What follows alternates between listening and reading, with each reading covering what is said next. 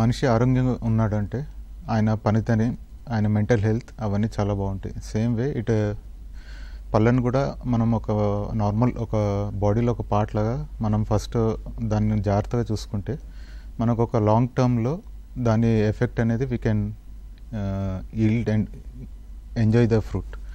So ఇప్పుడు బేసిక్గా మనం పళ్ళని సరిగ్గా చూసుకోకపోతే ఒక పుచ్చు రావడము, దానివల్ల పెయిన్ రావడం and over a period of time అది పన్ను మరి ఇరిగిపోవడం, మరి పెయిన్తో బాధపడడం అవన్నీ జరుగుతుంటాయి. లాస్ట్కి ఎట్లుంటుందంటే తీయాల్సి వస్తుంది. ఒకసారి పన్ను మనం తీసేసామంటే మళ్ళీ ఇంకా అక్కడ తినడానికి పేషెంట్ చాలా ఇబ్బంది పడతారు.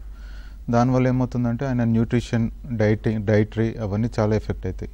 సరిగ్గా ఏం తినలేకపోతారు, వెయిట్ లాస్ అవుతుంటుంది, గ్యాస్ట్రిక్ ప్రాబ్లమ్స్ వస్తుంటాయి. సో ఓవరాల్ ఒక టీత్ బాగుంటే మనిషి ఆరోగ్యం కూడా ఇండైరెక్ట్లీ ఎఫెక్ట్ అవుతుంటుంది. So always dental health will lead to a general health and mental health.